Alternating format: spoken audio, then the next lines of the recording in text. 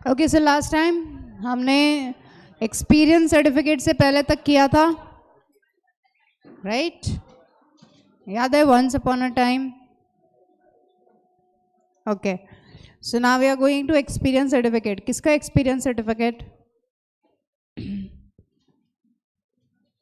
याद है हम लोग कॉन्ट्रैक्ट लेबर्स कर रहे हैं, है ना? तो कॉन्ट्रैक्ट लेबर्स में do they get the experience certificate? Yes, if they request, contractor will have to provide experience certificate to contract laborers. क्या ये समझ में आया? क्या एक्सपीरियंस सर्टिफिकेट मैंडेटरी है? हाँ, उसे बाहर जाके एम्प्लॉयमेंट करना है, क्या उसे उसका यूज होगा? यस. सो कौन किसे देगा?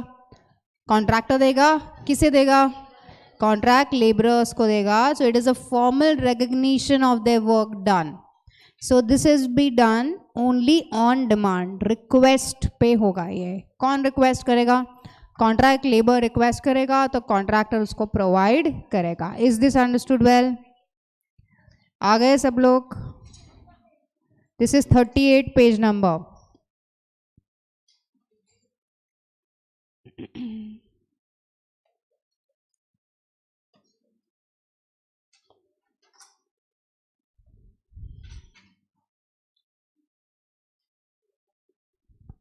Now let's go ahead with prohibition of contract laborers. अब ये बहुत इंपॉर्टेंट सेक्शन है, 57.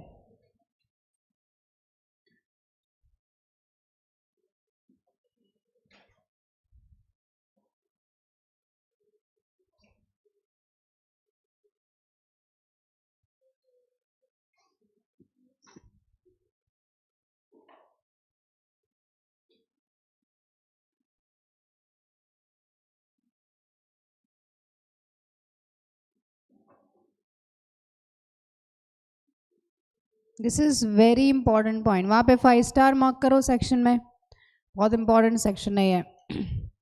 देखो ये कहता क्या है, फिर आपके लिए बहुत आसान हो जाएगा. Okay, can we start? Okay, contract labour अच्छा होता है कि बुरा होता है? एम्प्लॉयर के लिए बहुत अच्छा होता है, बिकॉज उसे परमानेंट लोग रखने नहीं पड़ते. बट कॉन्ट्रैक्ट लेबरर्स के लिए कभी कभी ये बुरा हो जाता है. क्यों? They may be manipulated, they may be exploited by whom? Contractors. क्या उनको भी फुल टाइम काम करने का हक है? यस. इसलिए जहाँ तक हो सके आपका अगर जो रूटीन एक्टिविटीज़ है, मतलब कोर एक्टिविटी, कोर मतलब मेन एक्टिविटी है, उसके लिए don't hire contract labourers. Instead there has to be which employees? Permanent employees. That is, does it make sense? Yes. सबको समझा मैंने जो भी बोला? So there is prohibition on employment of contract labourers in case of which activity? Core activity. Okay, अभी core activity क्या होता है वो हमें पहले पढ़ना पड़ेगा. आपके डेफिनेशन में आपको जो प्रिंट आउट है उसके इनिशियल पेजेस चेक करो. Can you find the definition of core activity there and tell me which is a page number? Page number 5. मिला आपको कोर एक्टिविटी? तो when you are reading this section you have to remember this definition. समझा है सबको? Okay, do you agree that core activity is an activity for which the establishment is set up? Agree और not agree? है ना? जिस purpose के लिए organisation बना है, क्या उसे हम कोर एक्टिविटी बोलेंगे? Yes. Plus does it include ancillary? Ancillary मतलब वो कोर एक्टिविटी करने को do you need some ancillary और सपोर्टिंग एक्टिविटीज? यस. ओके, तो ये दोनों के लिए कॉन्ट्रैक्ट लेबरर्स अलाउड नहीं है. क्या ये समझा मैंने जो भी बोला? किसके लिए कॉन्ट्रैक्ट लेबरर्स अलाउड नहीं है? Core activity and ancillary activity. I hope this is very clear. But this are the exceptions to the rule. That means this is not a core activity. Did you find the points over there? So which is not a core activity? Sanitation. पता sanitation क्या होता है? Security पता है? Watchman and all. Canteen पता है? Loading and unloading of goods, operations, etc. पता है in-house hospitals भी होता है. Have you heard of ambulance room जो हमने इसी चैप्टर में पढ़ा था? Then you have education also, then you have guest house also, पता है शेल्टर होम रखना पड़ता था, then courier service, maintenance service, gardening service, housekeeping and transport. चलो याद रखो इसे. क्या उधर ही दिया है कि कहीं और दिया है? दिया है ना उन्होंने. So these are the activity where contract labourers will be allowed और not allowed. They will be allowed because this does not form your core activity. Is this understood well? This does not form which activity? Core activity. Okay, वापस revise करो कौन से आते हैं which is not a core activity. sanitation, security service, gardening. Very good.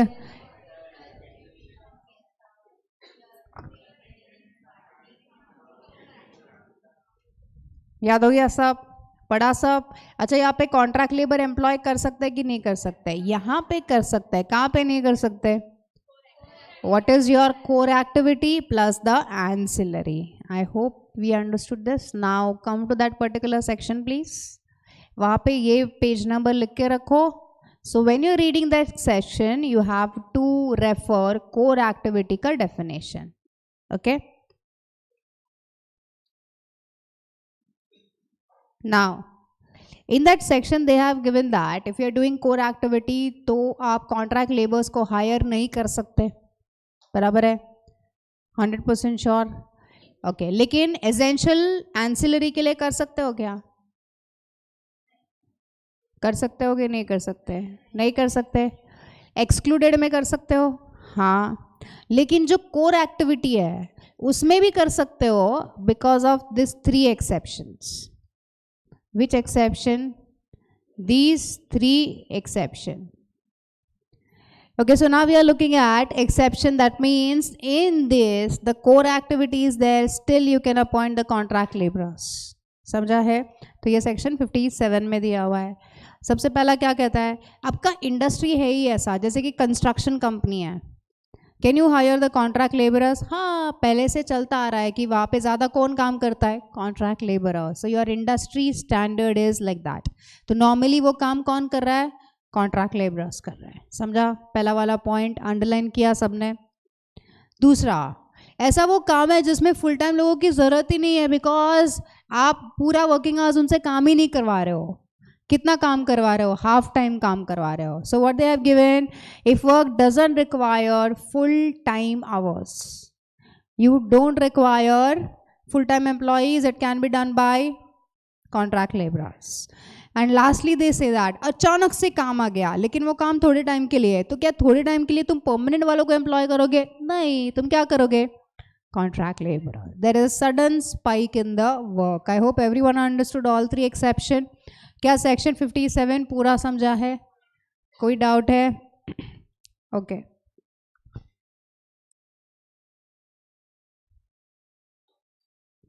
इसमें कुछ questions थे. पहले ये सेकेंड वाला देखो.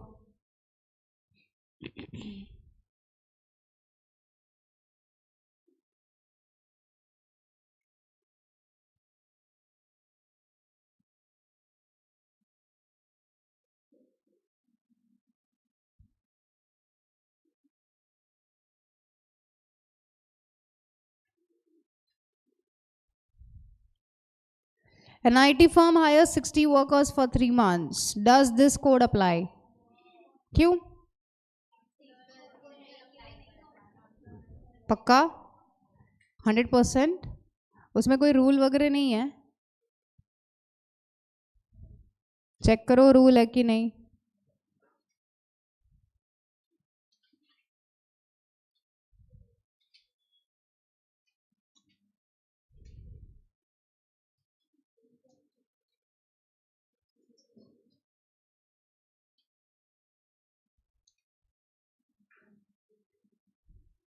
I'll tell you the answer. The answer is the code applies. अभी इसका रीजन चेक करो. रीजन किधर दिया है?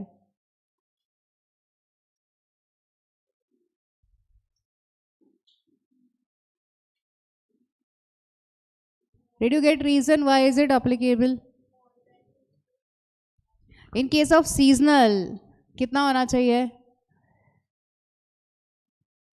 अच्छा, डू यू रिमेम्बर हमने इंटरमिटेंट डिस्कस किया था?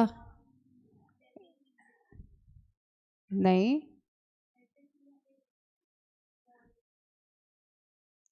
ये तो नहीं था.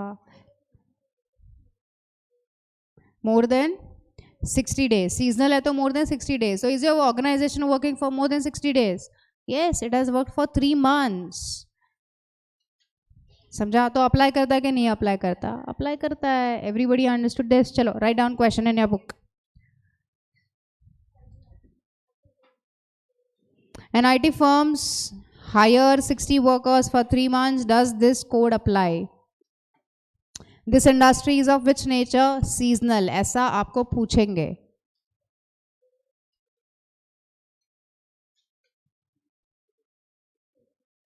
ये इंटरमिटेंट नेचर का कौन से पेज नंबर पे दिया था? 33.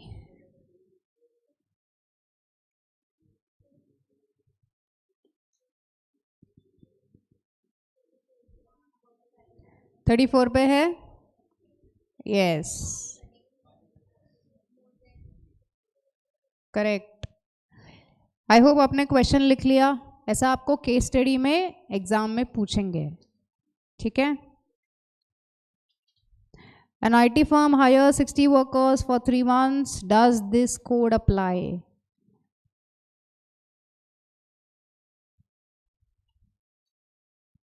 So what is the applicable code over here? कौन सा कोड है ये? OSHWC 2020. याद है? हाँ.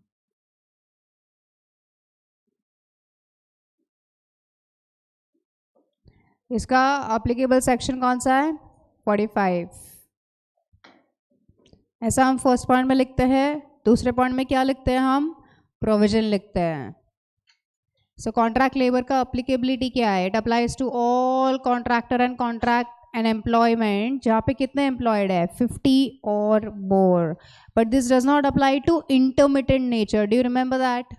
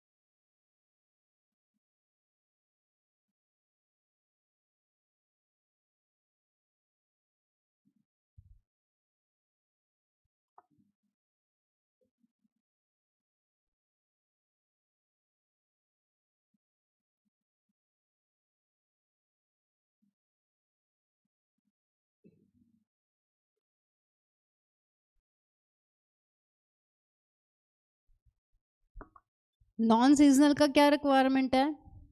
120 और लेस. सो 120 से अप्लाई करेगा कि मोर देन 120 से? Yes.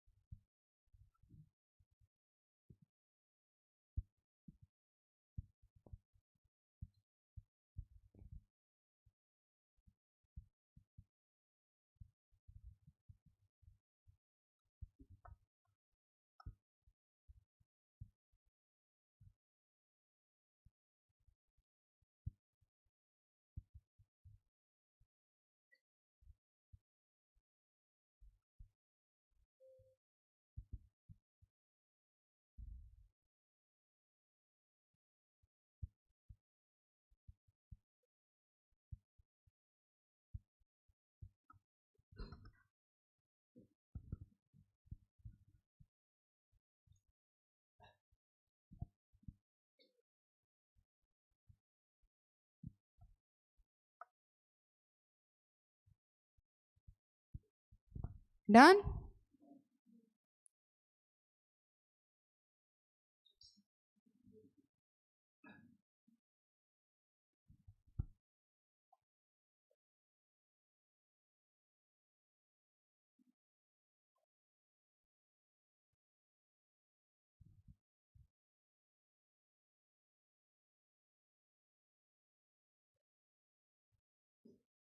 So what is the conclusion? ये अप्लाई करता है कि नहीं करता? करता है. So write down conclusion on your own. कैसे लिखोगे conclusion? As per above, provisions and given facts.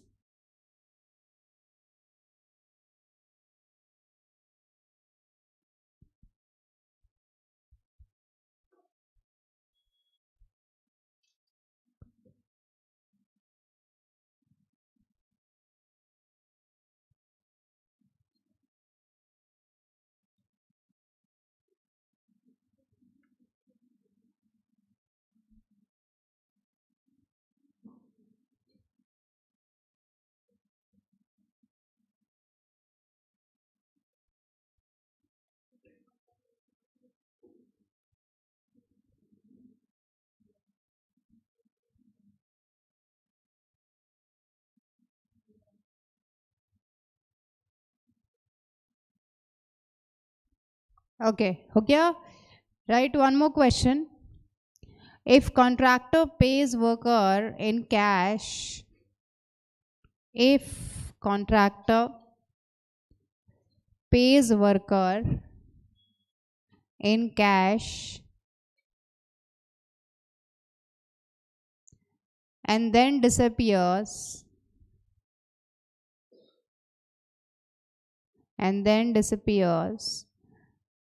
who shall pay the worker? Who shall pay the worker? Principal, employer pays? Yes. Is paying in cash allowed? Everyone, first of all, check section 55. You will get the answer and then you tell me the answer. What is section 55?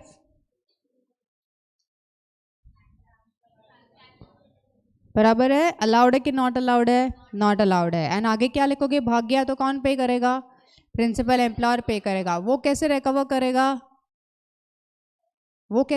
करेगा? Principal employer ने तो पैसा दे दिया ना contractor को.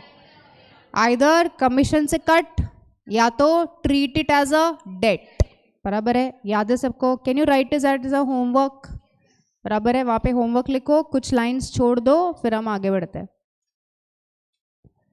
Okay, ऐसे questions आएंगे आपको एग्जाम में. जरूरी नहीं कि एक ही सेक्शन से पूछे, आपको 2-3 सेक्शन कंबाइन करके पूछेंगे. This is a challenge. You have to remember, you have to apply the case properly. Did you understand that?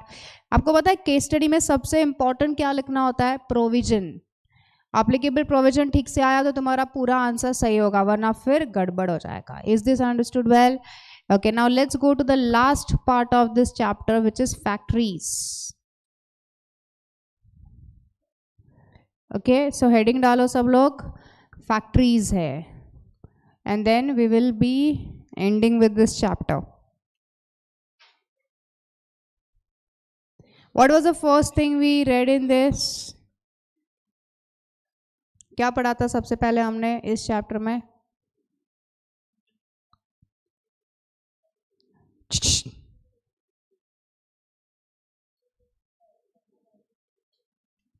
क्या पढ़ा था सबसे पहले? बुक चेक करो, तुम्हारे पास क्वेश्चंस नहीं है. रजिस्ट्रेशन पढ़ा था. उसके बाद we read all the points relating to occupation, safety, health, working condition and welfare. Agree everybody? Then after finishing that we completed with the contract laborers, and now we are learning what? Factories. समझ में आया? Understood? So now let's understand what is a factory. Okay, चलो इधर देखो, ये definition है. तुम्हारे page number 7 पे चले जाओ प्रिंट आउट के. You will get the definition of factory there. चलो शुरू करें. तुम लोगों ने फैक्ट्री कभी देखा है? इमेजिन कर सकते हो व्हाट इज अ फैक्ट्री? एक जगह होता है, वॉल्स होता है, मशीनरी होता है, लोग काम कर रहे हैं, क्या चल रहा है उधर? भजन कर रहा है कि प्रोडक्शन कर रहा है? प्रोडक्शन कर रहा है। क्या उसको हम फैक्ट्री बोलेंगे? यस। अभी फैक्ट्री दो प्रकार से चलती है, एक इलेक्ट्रिसिटी के साथ, दूसरा without electricity. Have you heard of handicrafts and all? So that is without aid of power, and with electricity is with aid of power. Okay, so let's understand the definition of factory. Factory का मतलब होता है premises या तो presents. Do you know what is meaning of presents? Presents का मतलब है land without walls. Have you heard of salt pans? तो वहां पे पता है salt extraction होता है, पता है ना? सॉल्ट एक्सट्रैक्शन होता है, क्या वो फैक्ट्री होता है? सॉल्ट पैन समंदर के किनारे होते हैं, वहाँ पे वॉल्स होते नहीं है, वॉल्स होते नहीं है, तो is it a premise? No, it is a presence. So even that is a factory. Everybody understood? So what is a factory? Premises or presence. Which activity is going on? Manufacturing or ancillary activity is going on. With the help of workers, do you agree? Yes or no? भूत लोग काम करेंगे कि worker लोग? Workers काम करते हैं ना. कितने एम्प्लॉयड है चेक करो. 20 और मोर विथ इलेक्ट्रिसिटी. अभी इलेक्ट्रिसिटी को क्या याद रखना है? With aid of power. क्या याद रखोगे? with aid of power, and 40 or more without aid of power. चलो वापस रिवाइज करो. What is a factory? Premises or presents. Which activity is going on? Manufacturing and ancillary activity by employing workers. How many? 20 or more with aid of power, 40 or more without aid of power in preceding 12 months. Is this understood well? लेकिन उसमें ये सारे चीज़ें नहीं आएंगे even though they satisfy all the condition because they have their respective laws. जैसे कि सबसे पहले क्या है? माइंस. माइंस नहीं आएंगे. दूसरा mobile unit of armed force. अभी जहाँ पे भी वॉर चलता है वहाँ पे पता है वो अपना डेरा लगा देते हैं and it is movable. That's why called as mobile unit of armed forces. तीसरा railway running shed. It does not come under factory, it comes under railways. After that, restaurants and eating place. So 5 exception. Revise one more time. Mines, railway running shed, restaurants, eating place. I hope everybody understood this. ये सारे points मिले आपको उधर? नहीं मिले कि नहीं मिले? मिले.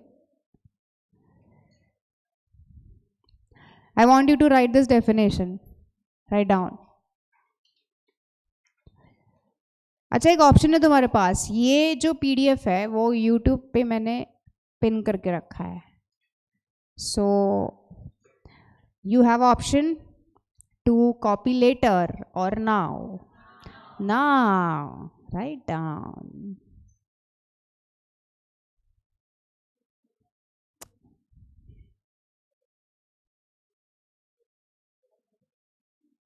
Premise मतलब land with walls. Presents मतलब land without walls.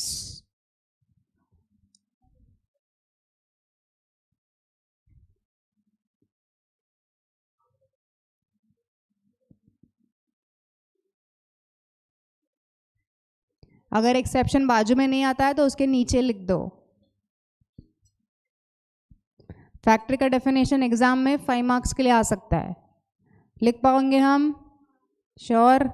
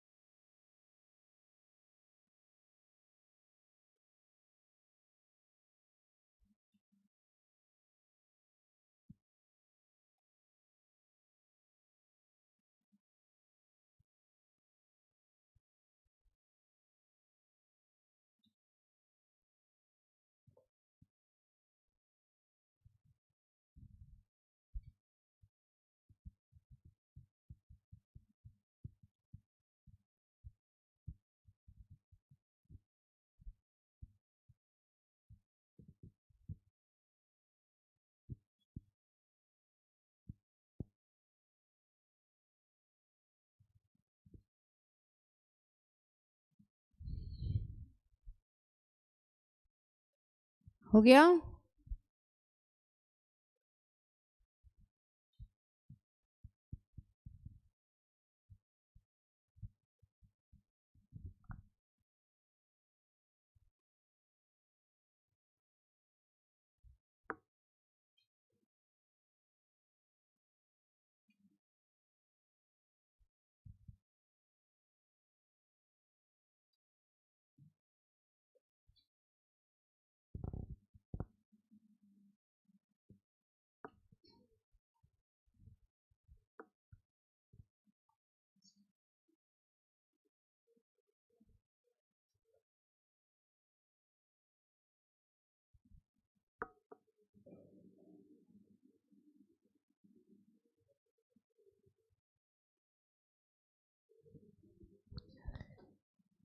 Are you done? Yes. Okay. Did you mark on page number 7? पूरा mark हो गया? Any help required? Okay, let's go to section number 79. Please give the heading Approval and Licensing of Factories.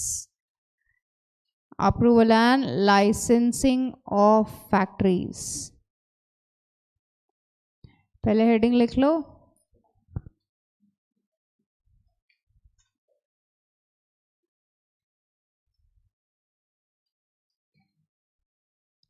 अच्छा बताओ, factory लगाना आसान होता है क्या? नहीं. फैक्ट्री के लिए आपको अगर लैंड देखना है ना, तो कंस्ट्रक्शन से पहले आपको ये सब फॉर्मेलिटीज करना पड़ेगा. Everyone understood this? So what are the formalities? सबसे पहले you will have to submit your plans. कौन सा प्लान? जो पेपर पे प्लान होता है ना, वो आपको सबमिट करना है. किसके पास? इंस्पेक्टर. पुलिस इंस्पेक्टर की बात कर रहे हैं? नहीं. क्या आपको याद है इंस्पेक्टर कम फैसिलिटेटर्स? यस. वो एरिया में जो नोडल ऑफिसर है उसको ये प्लान सबमिट करना है कि हमें यहाँ पे क्या शुरू करना है? फैक्ट्री. ठीक है. अब वो प्लान में, एप्लीकेशन में क्या लिखोगे? साइट का डिटेल्स. दूसरा, कंस्ट्रक्शन के लिए अप्लाई कर रहे हो आप. एंड तीसरा, machinery layout. Everybody understood this? तो इंस्पेक्टर को जैसे ही एप्लीकेशन मिलेगा वो वेरीफाई करेगा एंड रिप्लाई करना पड़ेगा. कितने दिन के अंदर? 30 डेज के अंदर. रिप्लाई नहीं किया तो क्या होगा बताओ? डीम्ड अप्रूवल हो जाएगा. समझा? So when you have to do after starting construction और before make application to whom? Inspector. Inspector is going to verify and reply within 30 days. Otherwise it is deemed approval. ये पूरा provision समझ में आया? Okay. Now, can this be rejected? Yes. So when it is rejected, can you file an appeal? Yes. Okay. Appeal भी कितने time में file करोगे? 30 days में अपील फाइल करोगे. किसके पास? CG will be the appellate authority for order against state government. State government ने मना किया तो किसके पास जाने का? सेंट्रल गवर्नमेंट के पास. समझा? इंस्पेक्टर ने मना किया तो जाने का स्टेट गवर्नमेंट के पास. Did you understand what I said? I repeat one more time. अगर स्टेट गवर्नमेंट ने मना किया तो जाने का सेंट्रल गवर्नमेंट के पास, एंड इंस्पेक्टर ने मना किया तो स्टेट गवर्नमेंट का. Did you understand the hierarchy? तो फर्स्ट कौन आएगा? इंस्पेक्टर. इंस्पेक्टर के बाद स्टेट गवर्नमेंट. स्टेट गवर्नमेंट के बाद सेंट्रल गवर्नमेंट. क्या आपको ये सारे पॉइंट्स मिले उधर? सेक्शन नंबर 79 है ये.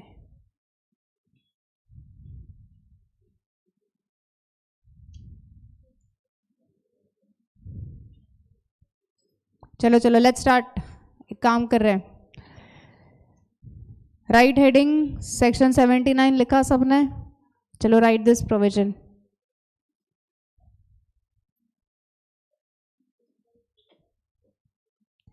एंड अगर बुक में नहीं लिख रहे हो, तुम्हारे टेक्स्ट बुक में लिख के रखो. That will be very easy for you to remember.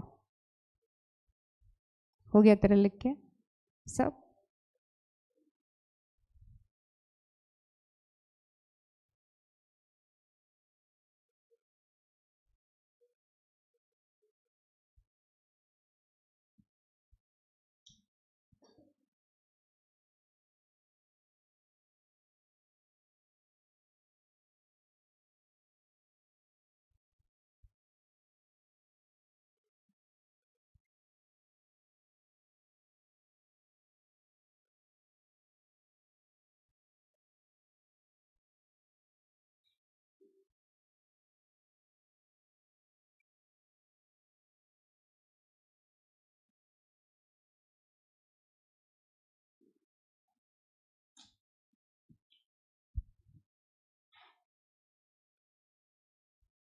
30 days तक डन.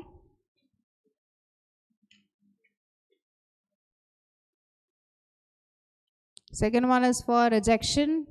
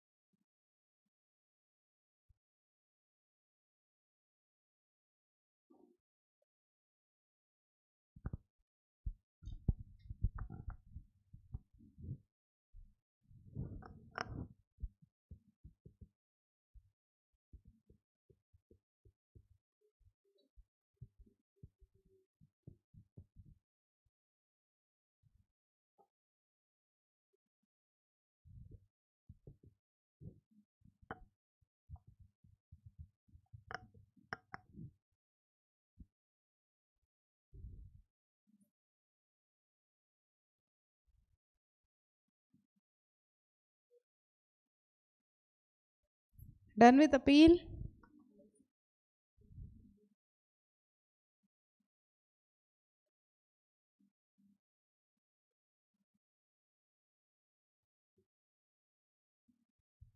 फैक्ट्री का एक्सपांशन हो सकता है. एक्सपांशन में आर यू एडिंग समथिंग और ऑल्टरिंग समथिंग? एडिंग समथिंग ना. ऑल्टरिंग कर रहे हो तो एग्जिस्टिंग को ही चेंज कर रहे हो ना. रेड्यूस कर रहे हो तो is it expansion? No. So आपको एक्सपांशन के टाइम ही परमिशन चाहिए. So when you are expanding the factory you need a permission. Again permission will be needed from whom? Inspector. Same. समझ में आया? But remember these cases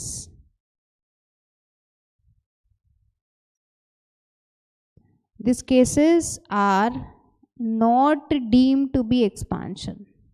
तो यहाँ पे permission लगेगा कि नहीं लगेगा? नहीं लगेगा. Okay, what is the first case? Existing plant and machinery को क्या कर रहे हो? रिप्लेस, ऑल्टर कर रहे हो. So it's not an expansion. या फिर आप नए मशीनरी लेके आए लेकिन ना तो आपने एडिशनल लोग हायर किए एंड ना ही आपने एडिशनल पोल्यूशन किया. समझा? See what are the criteria for the expansion? Either you have to increase a crowd. Increase a crowd मतलब हायर मोर पीपल. और you have to increase pollution. ऐसा याद रखो. तो अगर तुमने दोनों में से कुछ भी नहीं किया, एडिशनल पोल्यूशन भी नहीं किया, क्राउड भी इंक्रीज नहीं किया, इज इट एक्सपांशन और not? No. So no approval is needed. This can come in the form of case study. Did we understand this? समझा?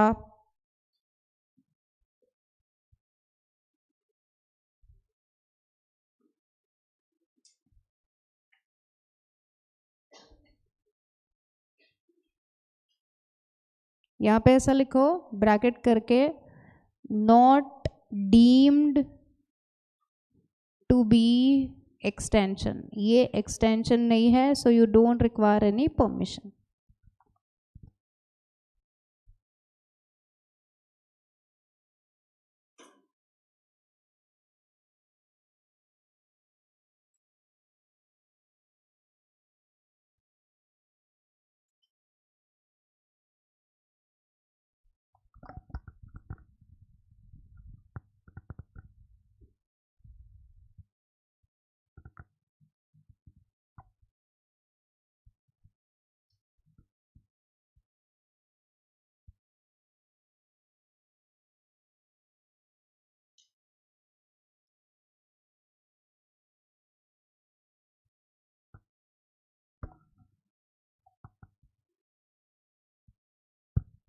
पूरा सेक्शन समझा? कौन सा था ये? 79 था. क्या याद रखोगे 79 में? अगर तुम्हें फैक्ट्री लगाना है ना, so what you have to do?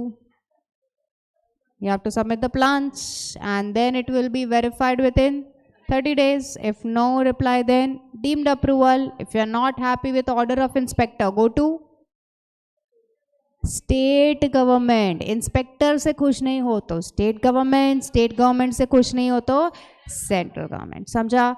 If you are hiring new people और एडिशनल पोल्यूशन हो रहा है, it amounts to what?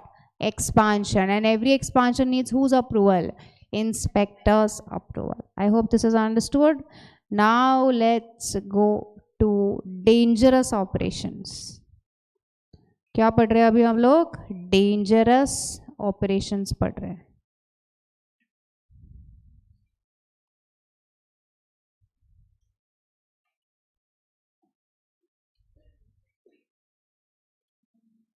This we have completed.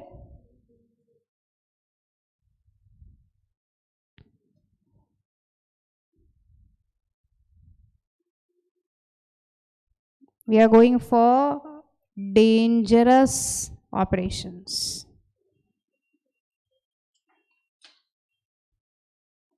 What is meaning of dangerous operations? Okay, before that I want you to understand section number 80. ठीक है, अभी section number 80 क्या कहता है? Let's take an example.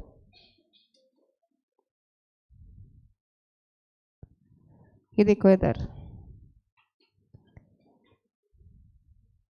Do you know what is industrial area? क्या होता है industrial area? जहाँ इंडस्ट्री होता है उसको क्या बोलते हैं? इंडस्ट्रियल एरिया होता है. अभी क्या उसमें एक से ज़्यादा फैक्ट्रीज हो सकता है? हो सकता है.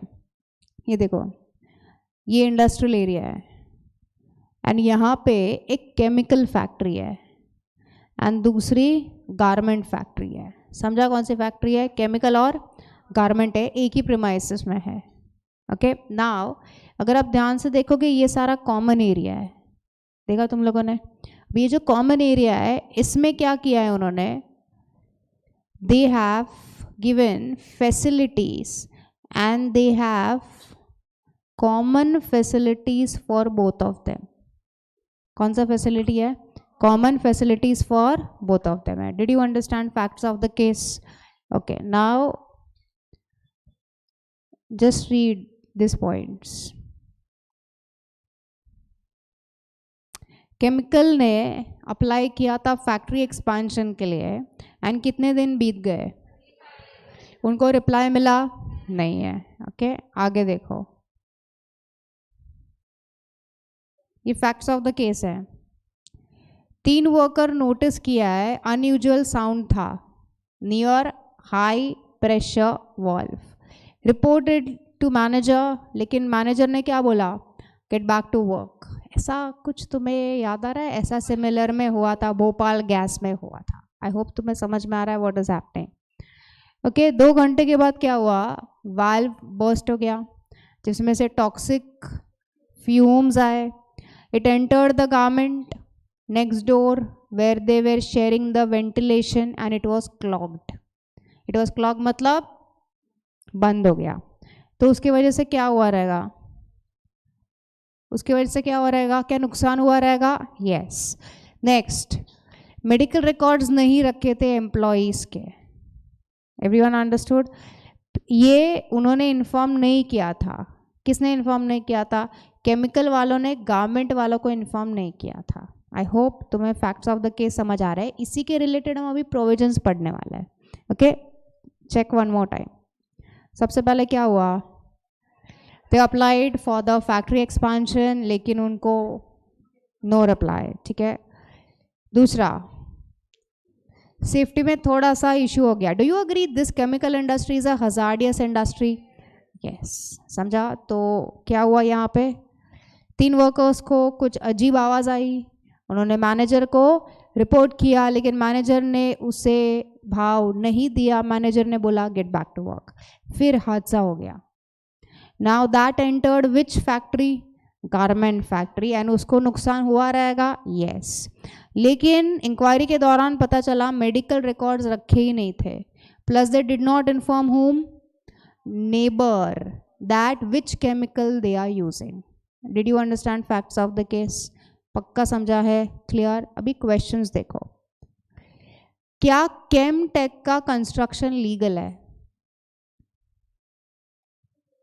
क्या केमटेक का कंस्ट्रक्शन लीगल है? अब ये रिलेट करता है फर्स्ट फैक्ट से. मुझे बताओ कौन सा सेक्शन अप्लाई करता है इधर? अभी जो हमने पढ़ा सेक्शन नंबर 79 अप्लाई करता है। केमटेक का कंस्ट्रक्शन लीगल है बिकॉज कौन सा अप्रूवल हो गया? डीम्ड अप्रूवल हो गया। आई होप आपको केस स्टडी पूरा समझ में आ गया। ऐसा आपको केस स्टडी देंगे and this can be a question number 1। Clear with this? पक्का समझा जो भी बोला मैंने? Okay, so that is valid. What is second का answer? Did manager handle the workers warning correctly? ये तो अभी पढ़ना बाकी है।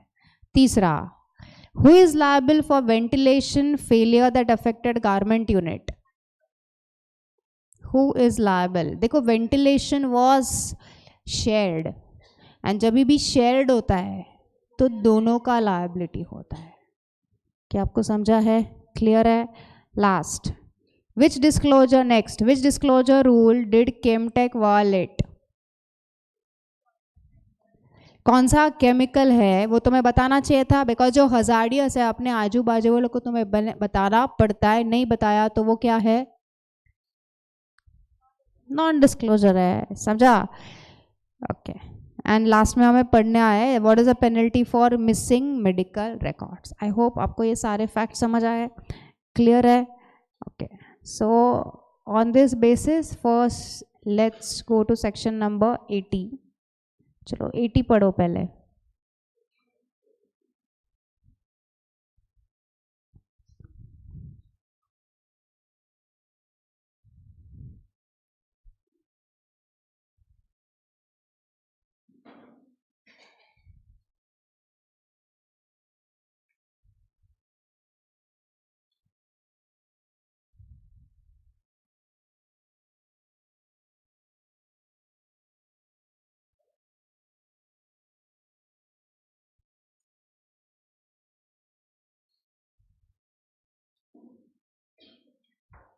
Who is responsible in case of common facility? Both jointly and severally liable. तो jointly severally ठीक है, लेकिन किसका नाम लिखोगे? Owner of premise and occupier of factories. समझा? देखो यहाँ पे लिखा है, क्या लिखोगे? Owner of premise and occupiers of factories. They are jointly and severally liable. I hope आपको समझा है। ये वन ऑफ द क्वेश्चन था अभी मैंने जो केस स्टडी बताया उसका, था कि नहीं था? था। तो कभी ये लोग जॉइंटली एंड सेवरली लायबल होंगे? कॉमन फैसिलिटीज है, याद रहेगा ना सबको? ठीक है, now let's go to section number 82। 82 पे आ जाओ सब लोग।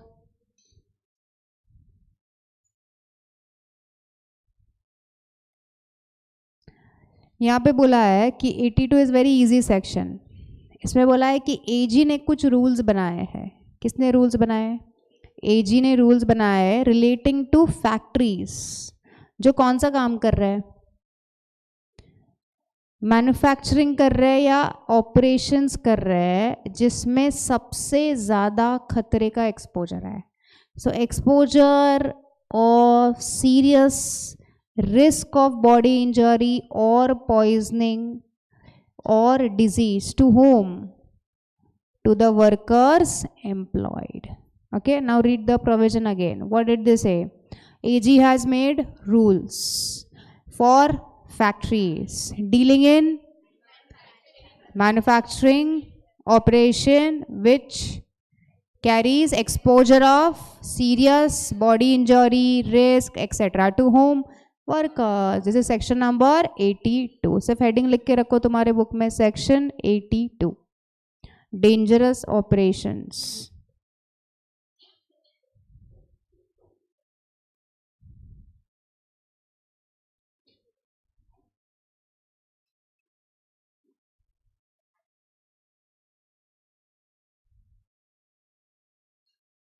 Okay, done everybody?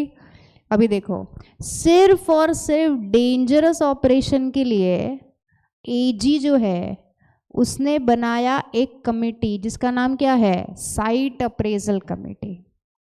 समझा? सिर्फ और सिर्फ कौन से ऑक्यूपेशंस के लिए? डेंजरस। आपको याद है 79 में हमने फैक्ट्री बनाने का एप्लीकेशन दिया था, किसको दिया था?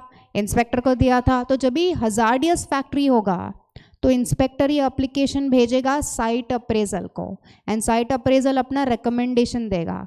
Did you understand what I said? Only in case of which factories? Hazardous factories. तो एजी ने इन्हें बनाया है for reason to consider and give recommendation when application is given for grant of permission for initial location of factory involved in which process? Hazardous, as well as which application? Expansion. So you have to read this with which section number? 79. General application होगा तो सिर्फ inspector को जाएगा, लेकिन hazardous वाला है तो inspector के साथ साथ किसको जाएगा? साइट अप्रेजल कमेटी को जाएगा. क्या ये पॉइंट समझा है सबको? Everybody understood this? Sure? Okay. तो आपका अभी फैक्ट्री सेट हो गया. किसके रिकमेंडेशन से सेट हुआ? साइट अप्रेजल कमेटी से सेट हुआ. So now 84 talks about compulsory disclosure. Do you understand what is meaning of disclosure? Give information. You have to give the information is called as a disclosure. किसका responsibility है बताओ? Occupier का. Occupier मतलब कौन होता है? जिसने प्रमाइस लिया है, who has control on the factory is called as what? Occupier. Everybody understood? पता है हमारे केमटेक ने अपने बाजू वाले को क्या नहीं बताया था कि हम कौन सा केमिकल यूज़ कर रहे हैं. अगर उसको पता होगा तो क्या वो एडिशनल सेफ्टी गार्ड्स लगाता? यस. उसका नुकसान क्या हो जाता? कम हो जाता. बट उसने ऐसा किया नहीं. So who is liable? Occupier of Chemtech for loss of what? किसका लॉस हुआ? गारमेंट का लॉस हुआ. आई होप सबको समझा व्हाट इज डिस्क्लोजर. अच्छा, तो ये इंफॉर्मेशन किसे पास करना है वो देखते हैं पहले. ठीक है.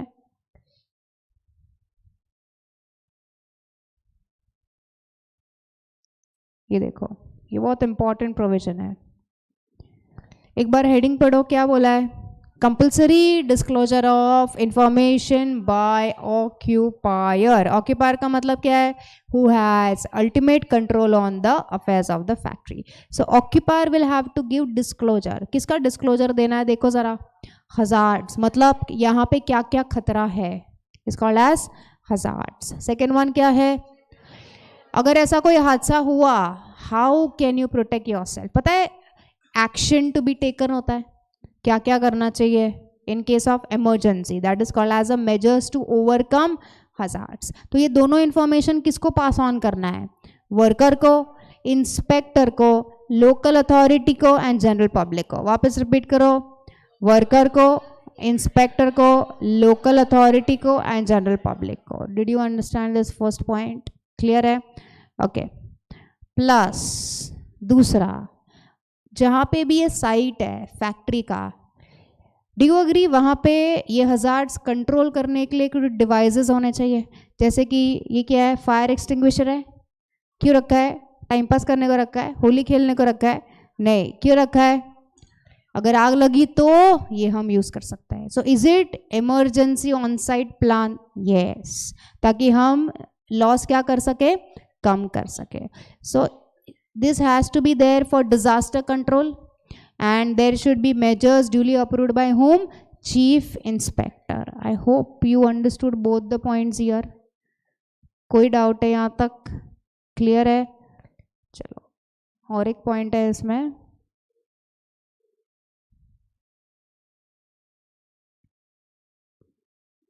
चलो मार्क करो मेरे साथ.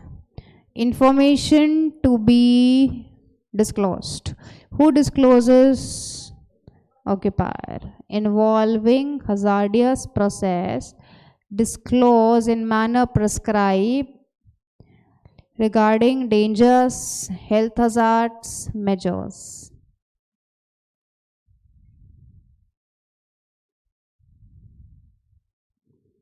This is given to whom? Worker, inspector, local authority, general public. Mark किया सबने?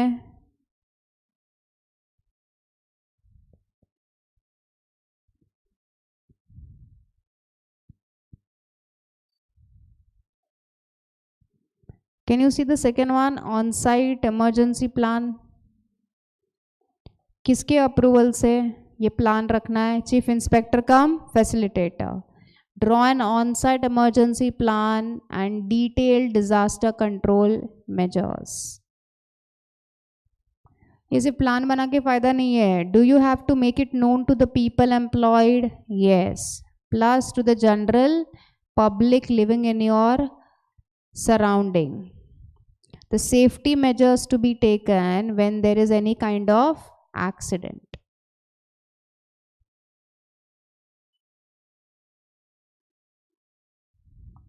Did you understand both the points? सबसे पहले क्या किया? इंफॉर्मेशन बताया. दूसरा क्या किया? ऑन साइट इमरजेंसी प्लान बनाया प्लस लोगों को बताया. कौन से लोगों को बताया? Workers and people living there. सबको समझा है? Clear? Now mark the third point. Is it mandatory to disclose the dangerous nature of the process? Yes. किसकी ड्यूटी है? Every occupier of factory दो कौन से प्रोसेस में एंगेज करता है? Hazardous. Have to inform this first of all to whom? Chief Inspector cum Facilitator about details and nature of process. And ये कभी देना होता है? Within 30 days of commencement of such process. सबको समझा है? एक सेकेंड ना, ये W हटा दो. Before 30 days. It's not within, it's before 30 days of commencement. I hope हम सब जिंदा है एंड समझ रहा है. श्योर है? पक्का? बिना लिखे मजा आ रहा है पढ़ने को? हाँ ठीक है. Okay, what was the first requirement? Disclose करो आजू बाजू वालों को. दूसरा, ऑन साइट रखो. तीसरा, डेंजरस नेचर बता दो किसको? Chief inspector cum facilitator. And what will happen if you don't do this? There is a penalty. What is a penalty? पता है, लाइसेंस इशू किया था, वो क्या हो सकता है? रिवोकेशन हो सकता है या तो कैंसल हो सकता है. I hope you understood the penalty. So पता है, हमारे केमटेक ने अपने बाजू वाले को बताया नहीं था नेचर, तो उसका लाइसेंस क्या हो सकता है? कैंसल हो सकता है. But after giving opportunity of being heard. I hope सबको समझा है.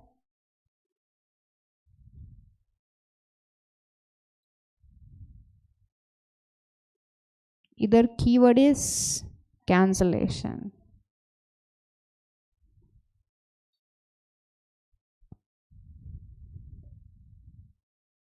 Point number 5.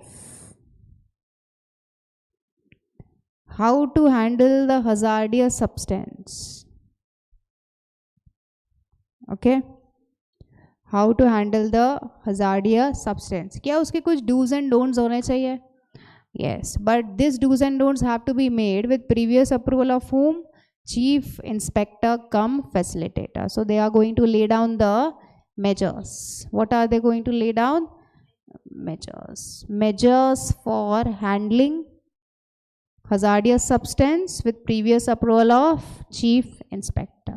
Okay, now what are the measures? सबसे पहला handle, usage, transportation, storage. 4 word याद रखो. Handle, usage, transportation, storage. फिर याद रखो डिस्पोजल. डिस्पोज इन फैक्ट्री करते कि आउटसाइड? Outside factory. समझा? पता है वो वाटर में डाल के वाटर पोल्यूशन होता है, एयर में डालेंगे तो एयर पोल्यूशन होता है. वो जाने से पहले डू यू अग्री उसमें फिल्टर वगैरह हो जाना चाहिए ताकि बाहर जाके पोल्यूशन कम करे. Everybody understood this?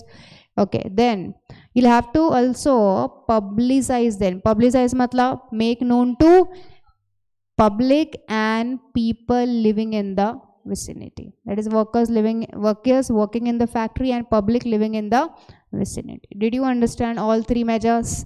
चलो remember 5 words in this. पहला क्या है?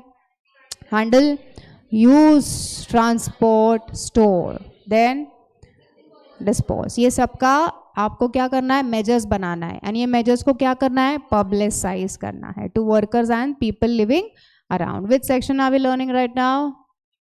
Yes, everybody understood this?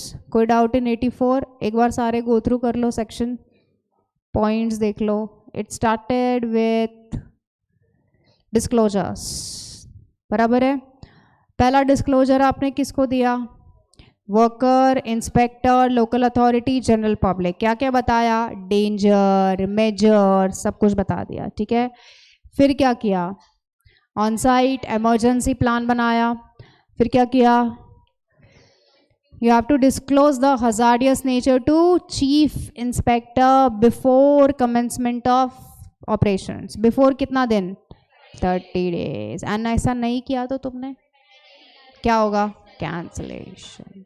And last one is measures for handling hazardous substance. I hope you all understood. Can we go to section 85? Yes. अभी यहाँ पे क्या बोला है? Specific responsibility बोला है. That means this will be only applicable to occupier who is dealing in which process? Hazardous process. अभी इसमें ना कीवर्ड याद रखो. Specific responsibility आया ना, इसका मतलब मेडिकल रिकॉर्ड्स. क्या याद रखोगे? मेडिकल रिकॉर्ड्स याद रखो इसमें. अभी इसका लॉजिक क्या कहता है? जस्ट इमेजिन तुम्हारी फैक्ट्री है, तुम्हें तुम्हारे मजदूर को एम्प्लॉय करना है. बेचारे मजदूर को पहले से लंग्स का प्रॉब्लम है, आस्थमेटिक है. Can you employ him in the factory? Chemical factory, मर जाएगा वो. आई होप तुम्हें समझा. इसका मतलब क्या है? Do you have to maintain the medical records? Yes. And अगर उसके पास मेडिकल रिकॉर्ड नहीं है तो फ्री में उसकी जांच करवाओ. Pre employment, during employment and post employment, after every interval. An interval will be not more than 12 months. मतलब annual health checkup. Only applicable to whom? Workers working in hazardous establishment. समझ में आ गया? Clear? Okay. So हर एक occupier of factory who is in hazardous process have to first of all maintain accurate and up-to-date health records of workers who are exposed to this hazard. Everybody understood till here? फिर बाकी सारे words easily याद हो जाएंगे. Expose to hazard कौन से process के time? Handling, storage, usage, disposal, transportation, etc. Everybody understood this? So what is the first keyword you have to remember? Maintain up-to-date medical records. Is this understood well? Sure? Okay. Then supervisors appoint करना है. क्या appoint करना है? Supervisors of prescribed qualifications and experience in handling which substance? Hazardous substance. समझा है? ताकि कोई भी गलती वर्कर से ना हो. So what is the intention? To protect the workers in the manner prescribed. So appoint supervisors.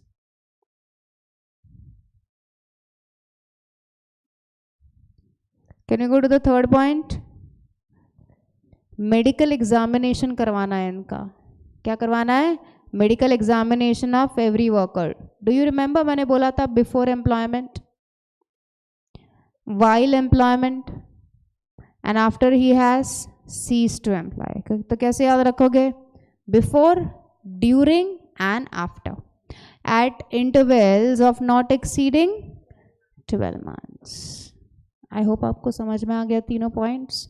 This is specific responsibility of whom? Occupiers. पहला रिस्पॉन्सिबिलिटी क्या था?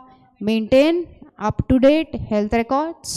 Second one, appoint supervisors who are expert in handling the hazardous substance. And lastly, medical checkup करते रहना है। Everybody understood this? कोई doubt है? कौन सा सेक्शन था ये?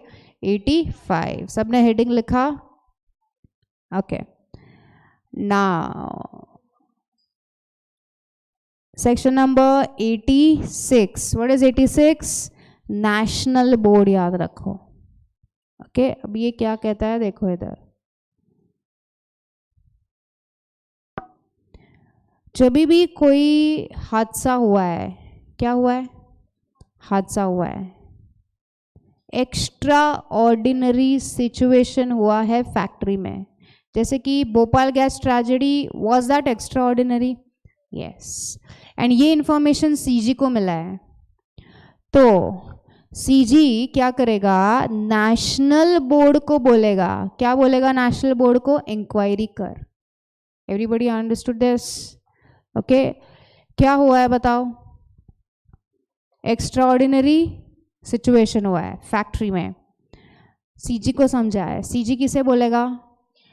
नेशनल बोर्ड को। क्या करने को बोलेगा? Inquire into it. Everybody understood this? Okay, inquire into what? Standards of, yes, health and safety. क्यों इंक्वायर करना है?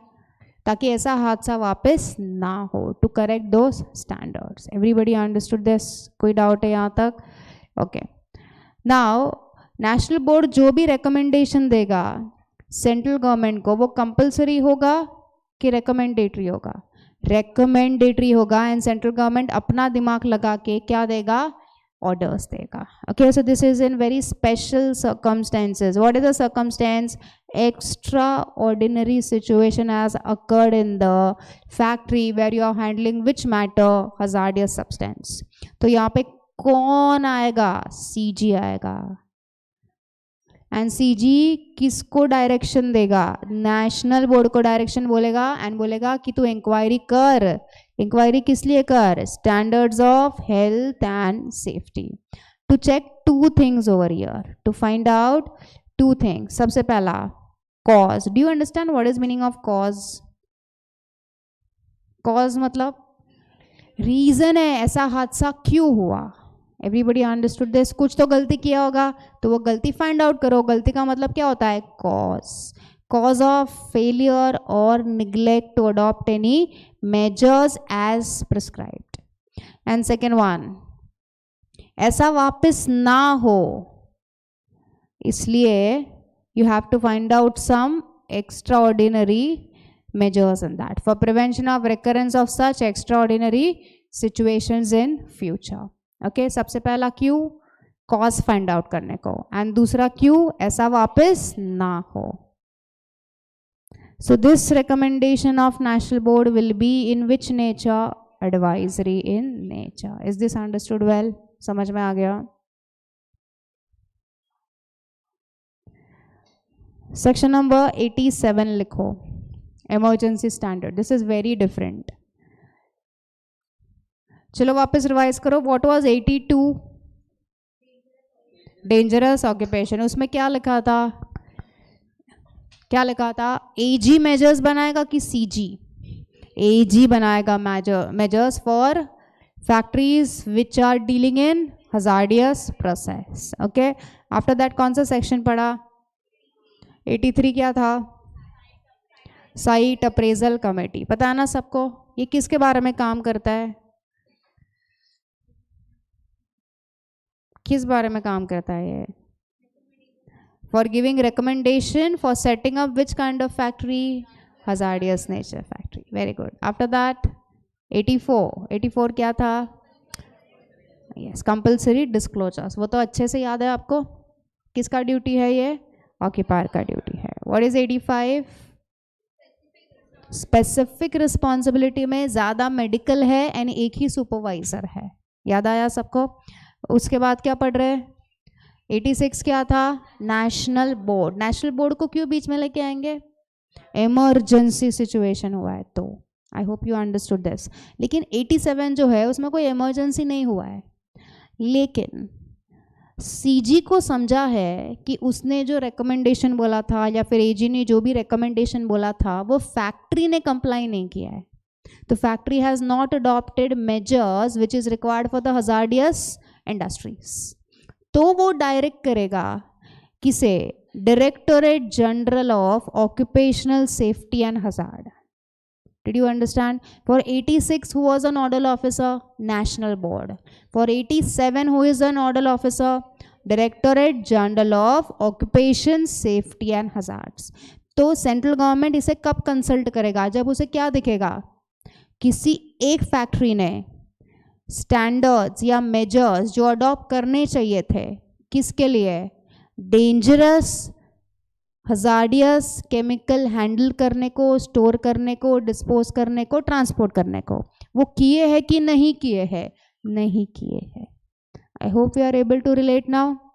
ठीक है, तो वो जो है वो कैसे स्टैंडर्ड्स बनाएंगे, उसको बोलते हैं इमरजेंसी स्टैंडर्ड्स. कौन से स्टैंडर्ड बनाएंगे? Emergency standards. So 86 is an occurrence of extraordinary situation and this is one of the non compliance. दोनों में फर्क समझा? 86 का नोडल ऑफिसर कौन है? नेशनल बोर्ड है. 87 का कौन है? Directorate general of occupation safety and health. समझा है सबको? क्लियर है? ओके.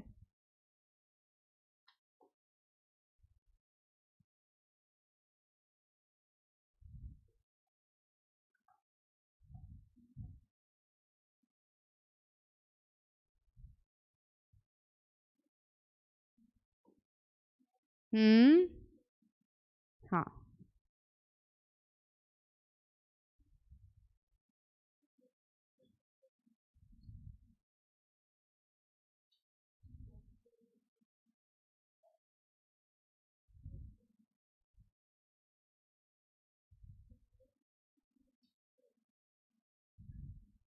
ऐसा सीजी क्यों करेगा? स्टैंडर्ड्स जो उन्होंने बनाने थे वो उन्होंने बनाए हैं कि नहीं बनाए हैं? नहीं बनाए हैं, या फिर बनाए हैं तो कैसे है?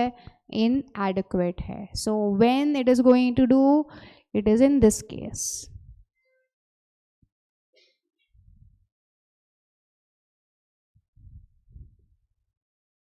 So emergency standard is section number 87. What is 86? National Board. Okay, very good. Now directly we are going for 89. Please write section number 89. Write of workers to warn about imminent danger.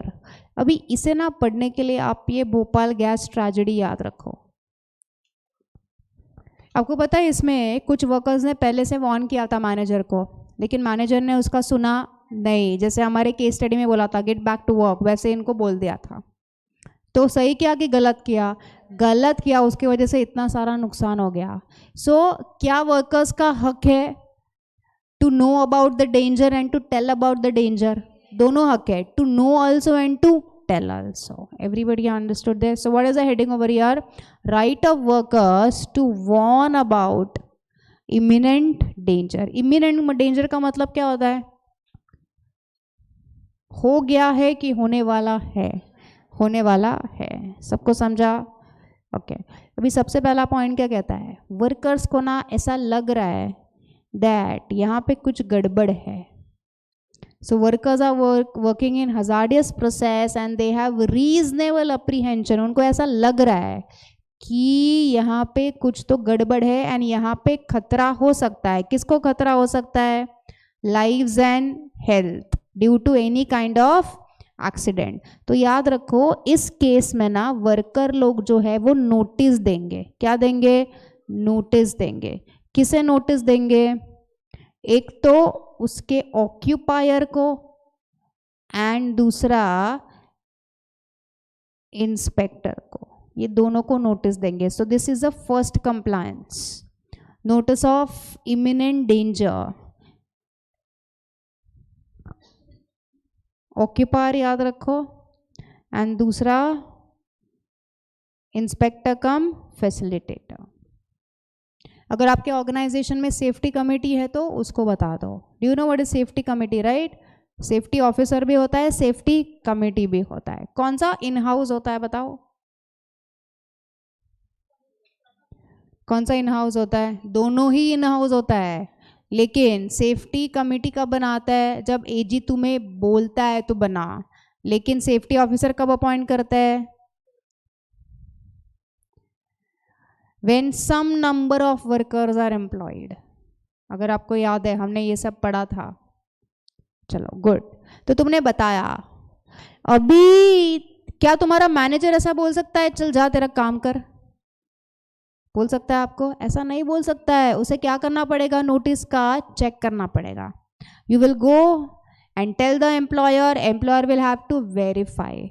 And verify करने के बाद दो चीज़ें हो सकती है, या तो उसे डेंजर दिखा या तो उसे डेंजर नहीं दिखा। अगर उसे डेंजर दिखा तो वो इमीडिएटली एक्शन लेगा and report to whom? Inspector. लेकिन अगर उसको डेंजर नहीं दिखता है तो उसका डिसीजन मैटर ही नहीं करता है। उसे ये मामला लेके जाना इंस्पेक्टर के पास एंड इंस्पेक्टर का डिसीजन क्या होगा? फाइनल। चलो वापस रिपीट करते हैं। एम्प्लॉयर के पास नोटिस आया, एम्प्लॉयर मतलब ऑक्यूपायर, वो क्या करना चाहिए? वेरीफाई। वेरीफाई करने के बाद दो पॉसिबिलिटी हो सकता है। One is as per him also there is a danger, so he will take action and report to inspector.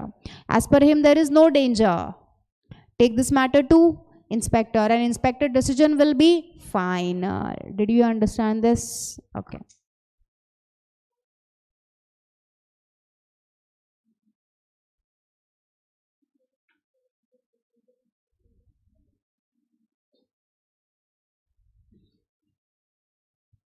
ये दोनों ही केस में do you agree that he agrees with the danger? है ना, as per him there is a danger, but in the second case उसको ऐसा लगता है there is no danger.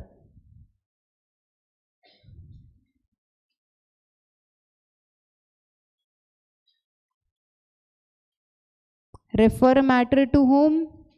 Inspector cum facilitator, and उसका डिसीजन क्या होगा? फाइनल होगा। क्या ये समझ में आ गया सबको?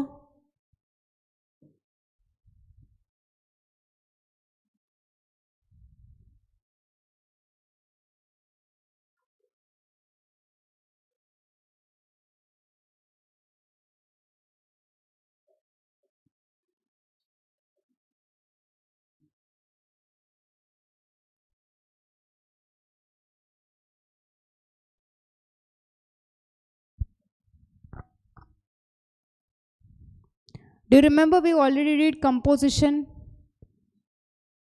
कौन से चैप्टर में किया था हमने? Composition is nothing but the compounding. पता है ना आपको? कोड ऑफ वेजेस में हमने ऑलरेडी किया था। कहाँ फाइल करोगे, कैसे फाइल करोगे, all provisions are one and the same. कौन से ऑफेंस कंपाउंड नहीं हो सकते बताओ?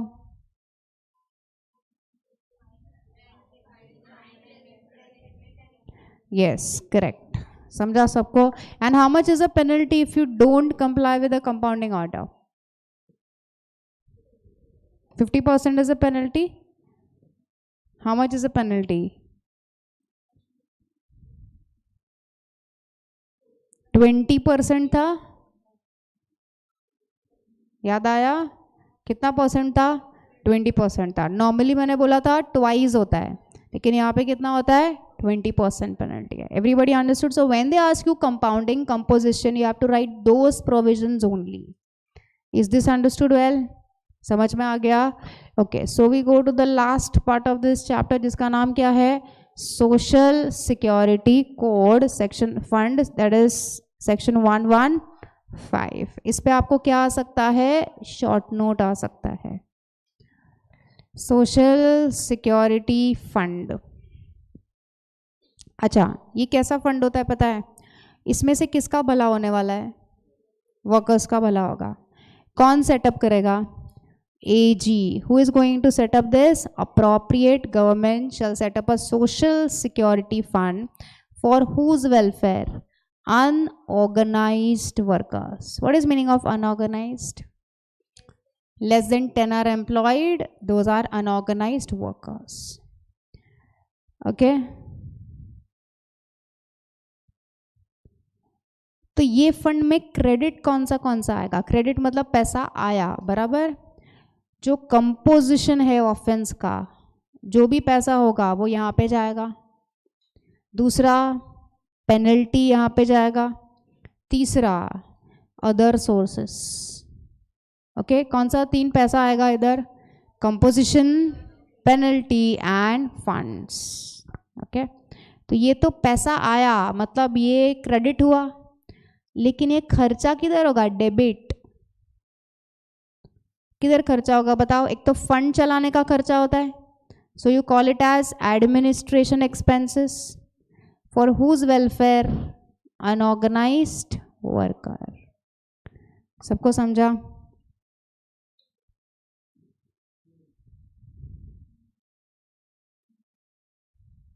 क्या ये वर्कर्स को भी पैसा देंगे क्या कि नहीं देंगे?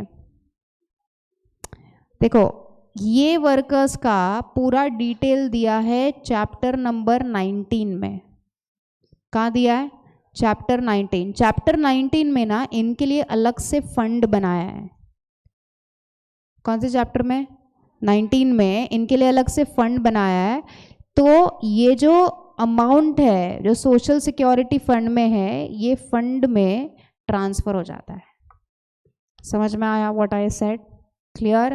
This fund we are going to learn in which chapter? Chapter 19. This is a short note on social security fund. Any doubts in this?